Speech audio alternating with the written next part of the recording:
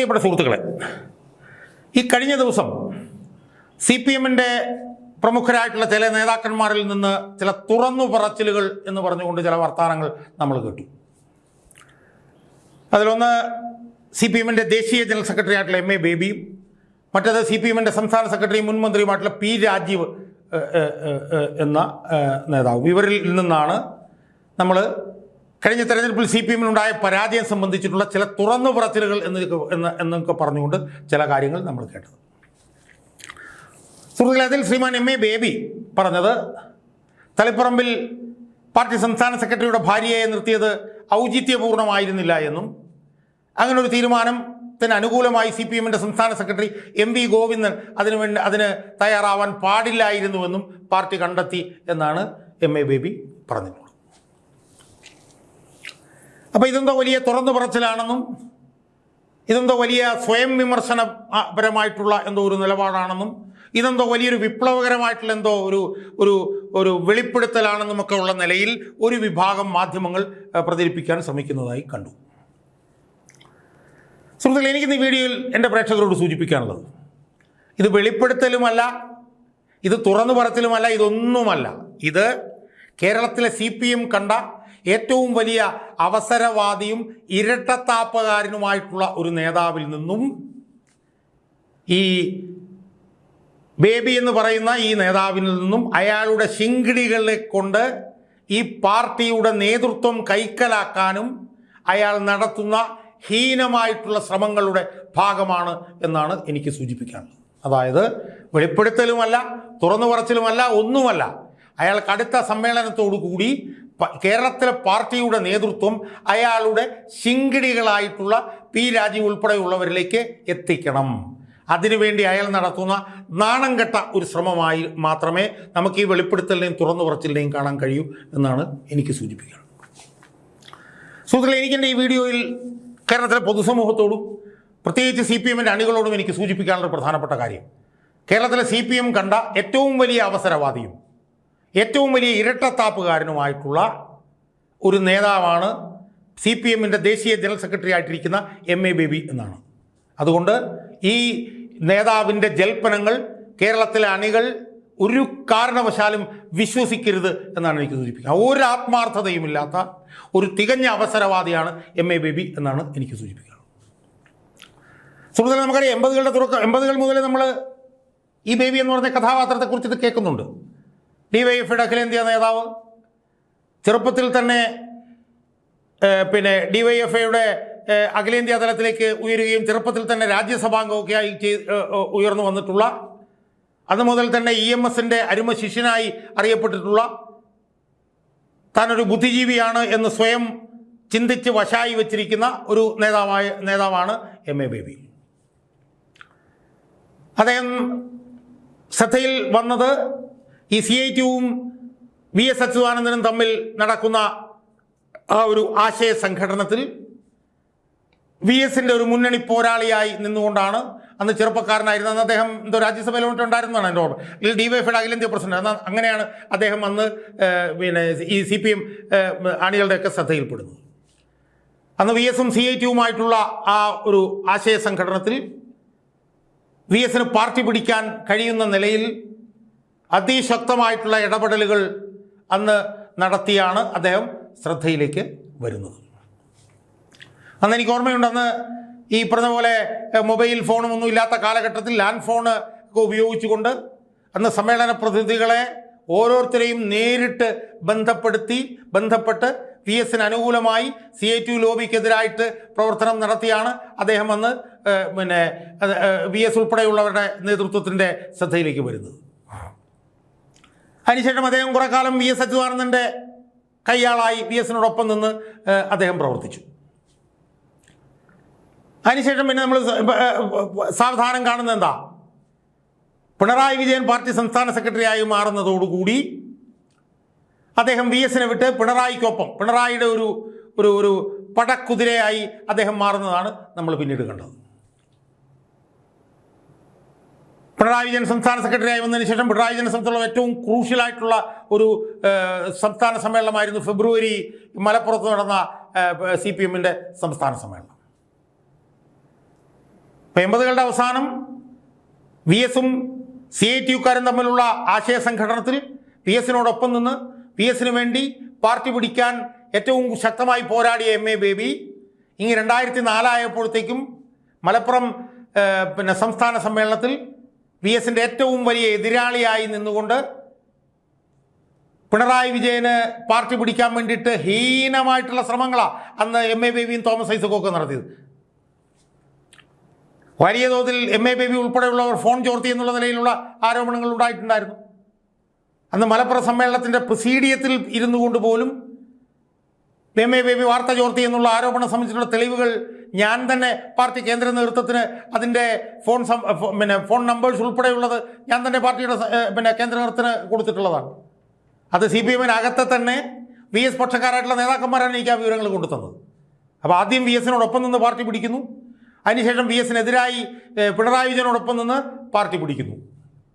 അങ്ങനെ 2006-2011 കാലത്ത് VS-ൻ്റെ പിന്നീട് VS മുഖ്യമന്ത്രിയായതൊക്കെ നമുക്കറിയാമല്ലോ. VS-ൻ്റെ മന്ത്രിസഭയിൽ വിദ്യാഭ്യാസ മന്ത്രിയായി പിണറായി വിജയൻ ബേബിയെ നിയമിക്കുന്നു. 2006 കുണ്ടറയിൽ നിന്ന് അദ്ദേഹം MLA ആകുന്നു, മന്ത്രിയാകും. അങ്ങനെ ആദ്യം VS-നോടൊപ്പം നിന്ന MA ബേബി പിന്നെ ഏറ്റവും വലിയ അവസരവാദിയായി VS-നെതിരായിട്ട് നിന്ന് VS-നെ തെറിപ്പിക്കുന്നു. അവസാനം VS-ൻ്റെ മന്ത്രിസഭയിൽ തന്നെ അദ്ദേഹം വിദ്യാഭ്യാസ മന്ത്രിയാവും. 2011 ആയപ്പോഴത്തേക്കും അദ്ദേഹം 2011 കഴിഞ്ഞ് പിന്നെ അദ്ദേഹം പയ്യെ ഈ പറഞ്ഞ പോലെ അപ്രസക്തനാകുന്നതാണ് പിന്നീട് നമ്മൾ കണ്ടത്. പിന്നെ അദ്ദേഹം വിജയൻ്റെ ഒരു ഗുഡ് ബുക്സിൽ ഇല്ലാതിരുന്നോ എന്നുള്ള സംശയം നമുക്കുണ്ട്. എന്തായാലും 2012 ആയതോടുകൂടി അദ്ദേഹം പോളിറ്റ് ബ്യൂറോയിൽ അംഗമാകുന്നത് നമ്മൾ കാണുന്നു. അതിനു മുമ്പ് അദ്ദേഹം മന്ത്രിയായി, അതിനു മുമ്പ് MLA ആയി, 1-2 തവണ രാജ്യസഭയിൽ അംഗമായിരുന്നു എന്നെനിക്ക് തോന്നുന്നു. എന്തായാലും 2012 മുതൽ അദ്ദേഹം പോളിറ്റ് ബ്യൂറോയിൽ മെമ്പറായി. അതിനുശേഷം 2016 ആയപ്പോഴത്തേക്കും പിണറായി വിജയൻ മുഖ്യമന്ത്രിയായി. 10 വർഷം പിണറായി വിജയൻ മുഖ്യമന്ത്രിയായി തുടങ്ങും. 2016 മുതൽ 2012 മുതൽ 2026 വരെയുള്ള 10-14 വർഷത്തെ ബേബിയുടെ പാർട്ടിയിലെ അയാളുടെ പ്രവർത്തനം എടുത്ത് നോക്കിയാൽ നമുക്ക് കാണാൻ കഴിയുന്ന എന്താ, 2005 മധുര സമ്മേളനത്തിൽ മധുര പാർട്ടി കോൺഗ്രസിൽ വെച്ചിട്ട് മറ്റാണ് അയാൾ ദേശീയ ജനറൽ സെക്രട്ടറി ആവുന്നത്. അപ്പോൾ 2012 മുതൽ 2025 വരെയുള്ള ബേബിയുടെ ഘട്ടം നമ്മൾ എടുത്തു നോക്കിയാൽ അയാൾ ആദ്യാവസാനം വിജയന് പരിപൂർണമായി വിധേയനായിട്ടാണ് നിന്നതെന്ന് നമുക്ക് കാണാൻ കഴിയും. ഇതിനിടയിൽ ഒരു കാര്യം സൂചിപ്പിക്കാനുള്ളത്, ഒട്ടേറെ ആരോപണങ്ങൾ സ്ത്രീ വിഷയവുമായി ബന്ധപ്പെട്ടുകൊണ്ടും സ്വരലയ എന്ന് പറഞ്ഞിട്ട് ഒരു സംഘടന രൂപീകരിച്ച് അതിൻ്റെ ഭാഗമായി കോടിക്കണക്കിന് രൂപ പിരിച്ചു എന്നൊക്കെയുള്ള വളരെ ഗുരുതരമായിട്ടുള്ള ആരോപണങ്ങൾ ഇയാളുമായി ബന്ധപ്പെട്ട് വന്നിട്ടുണ്ട്. ഞാൻ അതിൻ്റെ വിശദാംശങ്ങളിലേക്ക് പോകുന്നില്ല. എന്തായാലും വിജയൻ പാർട്ടി സെക്രട്ടറി ആയതിനു ശേഷവും വിജയൻ മുഖ്യമന്ത്രി ആയതിനു ശേഷവും സമ്പൂർണ്ണമായി വിജയന് വഴങ്ങിക്കൊണ്ട് അയാളുടെ എല്ലാ വൃത്തികേടുകൾക്കും കൂട്ടുനിൽക്കുന്ന ഒരു MA ബേബിയാണ് നമുക്ക് ഈ കാലത്ത് കാണാൻ കഴിഞ്ഞത്. നമുക്കറിയാം 2008 മുതൽ 2013 വരെ വിജയൻ ലാവ്ലിൻ കേസിൽ പ്രതിയായിരുന്നു. അന്ന് അതിനെതിരെ മുരടനക്കിയിട്ടില്ല MA ബേബി. 2016 മുതൽ 2026 വരെ വിജയൻ മുഖ്യമന്ത്രിയായിരുന്നു. അന്നക്കാലത്ത് വിജയൻ നടത്തിയിട്ടുള്ള ഒരു തെറ്റായ നടപടിക്കെതിരെയും കമാന്നൊരക്ഷരം മിണ്ടാതെ വിജയൻ എല്ലാ പിന്തുണയും കൊടുത്തുകൊണ്ടിരുന്ന ഏറ്റവും അവസരവാദിയായിട്ടുള്ള ഒരു നേതാവായിരുന്നു MA ബേബി. ഈ പാർട്ടിയെ തിരുത്താനുള്ള ഒരു പിടി അവസരങ്ങൾ ബേബിക്ക് ലഭിച്ചതാണ്. ബേബി ദേശീയ സെക്രട്ടറി ആയപ്പോൾ എന്നെപ്പോലുള്ള പൊട്ടന്മാർ ഈ പാർട്ടി രക്ഷപ്പെടും, ബേബി ദേശീയ ജനറൽ സെക്രട്ടറി ആയിരിക്കുന്നു, ബേബി കാര്യങ്ങൾക്ക് മാറ്റം ഉണ്ടാക്കും എന്നൊക്കെ പറഞ്ഞു. അയാളൊന്നും ചെയ്തില്ല. അയാൾ വിജയനെ വഴങ്ങി വിജയൻ ചെയ്തിട്ടുള്ള എല്ലാ തെറ്റായ നടപടികൾക്കും ഹോശാന പാടിക്കൊണ്ട് വിജയൻ്റെ മുൻപിൽ പഞ്ചപുച്ഛമടക്കി അയാൾ നിൽക്കുകയായിരുന്നു.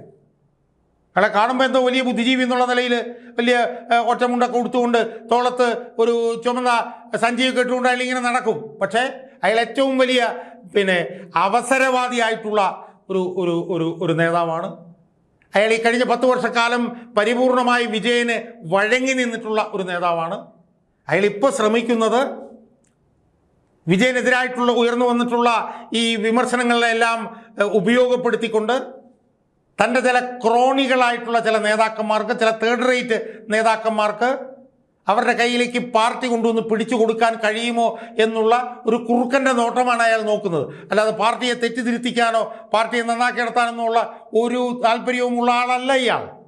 അതിന് പറ്റിയൊരു മെറ്റീരിയലുമല്ല ഇയാൾ. 73 വയസ്സും ഇയാൾക്ക് ആയിട്ടുണ്ട്. ഇയാൾ വിജയനോടൊന്നും എതിരിൽ നിന്ന് സമരം ചെയ്യാനുള്ള ഒരു ആർജവമോ ഒരു ഇൻറ്റഗ്രിറ്റിയോ ഒന്നുമുള്ള ഒരു ഐഡിയോളജിക്കൽ ക്ലാരിറ്റിയോ ഒന്നുമുള്ള നേതാവല്ല എം.എ. ബേബി. ഒരു കാലത്തും ഈ പാർട്ടിയെ തിരുത്താൻ വേണ്ടി അയാൾ നിന്നിട്ടില്ല. അതുകൊണ്ട് ഏറ്റവും ഈ അവസരവാദിയായിട്ടുള്ള ഒരു നേതാവാണ് ഇയാൾ. ഇയാൾക്ക് ഈ പാർട്ടിയെ തിരുത്താനുള്ള ഒരു താല്പര്യവുമില്ല. ഇയാൾക്ക് താൻ ദേശീയ ജനറൽ സെക്രട്ടറി ആയിരിക്കുമ്പോൾ തൻ്റെ കൂലിയടിമകളായിട്ടുള്ള ചില നേതാക്കന്മാരുടെ കയ്യിലേക്ക് ഈ പാർട്ടിയെ എത്തിച്ചു കൊടുക്കാനുള്ള പണിയാണ് ഇയാൾ ചെയ്യുന്നത് എന്ന് ഈ പാർട്ടിയുടെ അണികൾ മനസ്സിലാക്കണം എന്നാണ് എനിക്ക് സൂചിപ്പിക്കാനുള്ളത്. അതുകൊണ്ട് ബേബി നടത്തുന്ന ഈ തുറന്നു പറച്ചിലുകളൊന്നും ബേബി നടത്തുന്ന ഈ വെളിപ്പെടുത്തലുകളൊന്നും പാർട്ടിയെ രക്ഷപ്പെടുത്താനുള്ള വെളിപ്പെടുത്തലുകളേ അല്ല എന്ന് നമ്മൾ മനസ്സിലാക്കണം.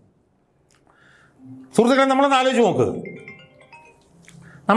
നോക്കൂ. ഈ ഗോവിന്ദൻ്റെ ഭാര്യ തളിപ്പറമ്പിൽ സ്ഥാനാർത്ഥിയായി മത്സരിച്ചു. അന്ന് ബേബി ഇതിനെ എതിർത്തോ?